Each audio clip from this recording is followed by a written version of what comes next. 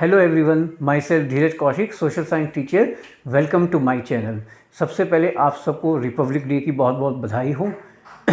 हमें ये जो आज़ादी मिली है, हम सब जानते भी हैं इसके बारे में कि बहुत सारे संघर्षों के बाद मिली है। तो इसलिए हमें इस आज़ादी की कदर ज़रूर करनी चाहिए और उन लोगों को भी याद करना चाहिए जिनके बलिदान के फलस्वरूप आज हम एक आज़ाद देश में सांस ले रहे हैं। ठीक। भारत की अगर हम बात करते हैं तो जो हमारा कंट्री है विश्व के सबसे बड़े डेमोक्रेटिक कंट्रीज में से एक है, और सच तो यह है कि हमारा कंट्री ही सबसे बड़ा डेमोक्रेटिक कंट्री आज वर्ल्ड में है। ठीक है, हमारे जो डेमोक्रेटिक प्रिंसिपल हैं उन्हीं से बहुत सारे लोग बहुत सारी इंस्पिरेशन लेते हैं। तो इसलिए जो 26 जनवरी का दिन है ये हमारे सबके जीवन में बहुत वैल्यू रखता है। आज अगर हम इस वीडियो की बात करें तो आज हम इस वीडियो में फंडामेंटल राइट, जो एक वीडियो मैंने आपको पहले भी भेजी थी, पहले 2 राइट के बारे में, आज नंबर 3 और नंबर 4 के बारे में हम लोग बात करते हैं।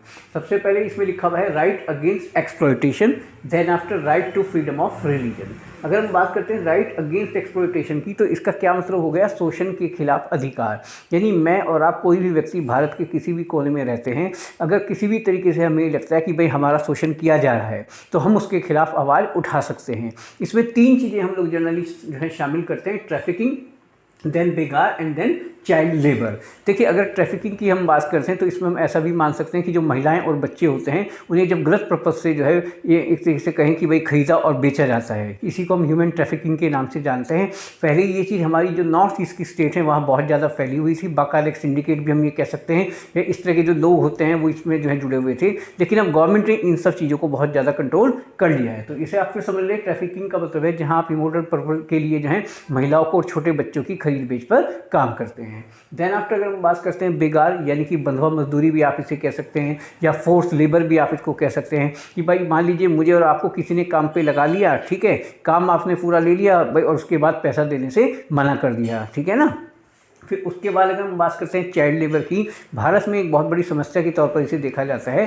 टेक्निकली अगर आप देखो तो अगर कोई भी बच्चा जिसकी उम्र 14 साल से कम है तो हम उसे जो है एज ए लेबरर कहीं पे भी अप्लाई नहीं कर सकते हैं। लेकिन आप सब भी अपनी सराउंडिंग में देखते होंगे बहुत सारे बच्चे हैं जो चाय की दुकानों पर, ढाबों पर, फैक्ट्रीज में जो है जॉब करते हैं, काम करते हैं, मजदूरी करते हैं, क्योंकि उनके परिवार की फाइनेंशियल पोजीशन ठीक नहीं होती। लेकिन ये तीनों चीज़ें आपकी ट्रैफिकिंग, बेगार और चाइल्ड लेबर जो हैं, ये तीनों ही चीज़ें राइट अगेंस्ट एक्सप्लॉयटेशन में हम शामिल कर सकते हैं।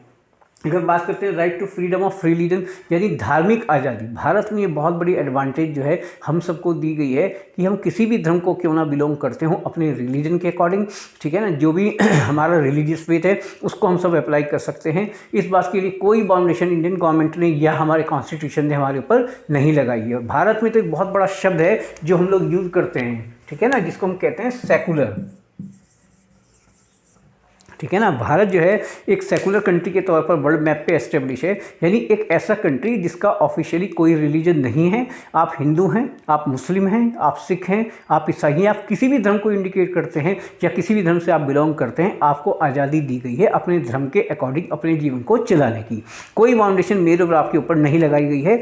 जनरली जो स्टेट होती है या सेंट्रल गवर्नमेंट होती है वो किसी भी तरह का इंटरवेंशन नहीं करते हैं, कोई भी हस्तक्षेप हम लोगों के जीवन में नहीं करते हैं। लेकिन अगर कुछ एक्सट्रीम कंडीशन आ जाती है, जैसे मान लीजिए आप किसी व्यक्ति को डरा धमका कर उसका धर्म बदलवाने की बात करते हैं, या उसको किसी भी तरह से मिसगाइड करते हैं, ठीक है ना, या उसे पैसे का लालच देकर अगर हम उसका धर्म बदलवाने की कोशिश करते हैं, तो देन स्टेट को और सेंट्रल गवर्नमेंट को ये राइट है कि वो इस मामले में हस्तक्षेप कर सकते हैं। जनरली भारत में अगर आप देखेंगे तो जो राज्य और केंद्र सरकारें होती हैं वो इन सब चीज़ों से एक डिस्टेंस बना के जो है चलती है, ठीक है ना। तो ये एक बहुत बड़ी एडवांटेज है जो हमारे देश में लोगों को दी गई है। क्लियर। तो राइट टू रिलीजन में हम इस चीज़ को पढ़ते हैं। 2 राइट मैंने आपको बताए, right against exploitation and then right to freedom of religion. Next video में जो बाकी बचे 2 राइट हैं आपके, cultural and educational right and right to remedies, ठीक है, उनके बारे में हम बात करेंगे। आप चैनल के साथ लगातार बने रहें, ज़्यादा से ज़्यादा वीडियोज़ को शेयर करें, चैनल को आगे बढ़ाने में मेरी मदद करें, है ना। इसको बहुत आगे हमें लेके जाना है, ठीक है। टाइम टू टाइम मैं आपको कंपटीशन के अकॉर्डिंग वीडियो और जो आपका 10th और 12th क्लास का सिलेबस है उसके अकॉर्डिंग भी मैं आपको वीडियो भेजता रहूँगा। Okay, thank you.